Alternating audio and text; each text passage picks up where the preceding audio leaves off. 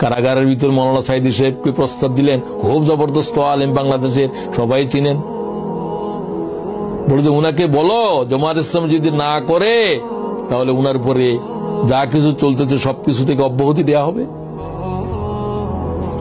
যিনি প্রস্তাব নিয়ে গিয়েছেন তার জবানে শুনেছি আমি।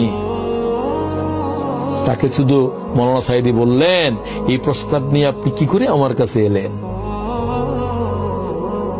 দুনিয়ারে কিভাবে লাথি মারতে হবে বুঝতে পারছেন আপনি? কারা পারে এটা? যাদের হৃদয়ের ভিতরে আল্লাহ তাআলার মায়া গালেব হয়েছে। কি করে আপনি বুঝবেন? হাদিসে কুদসি আল্লাহ যখন কোন বান্দাকে ভালোবাসে তাকে তার সম্পর্কে দুনিয়াকে বলে দেয়, দুনিয়াকে, মুররি ইয়া দুনিয়া, ও দুনিয়া তুই আমার গোলামের জন্য তিতা হয়ে যা, তিতা হয়ে যা।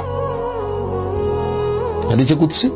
তার কাছে দুনিয়া যেগুলো আপনি যেগুলোর জন্য মারামারি আর কাটাকাটি করেন এগুলা সে পায়ের বালি মনে করছে না। কেন?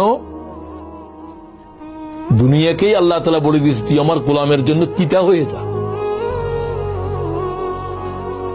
সুবহানাল্লাহি ওয়া বিহামদিহি।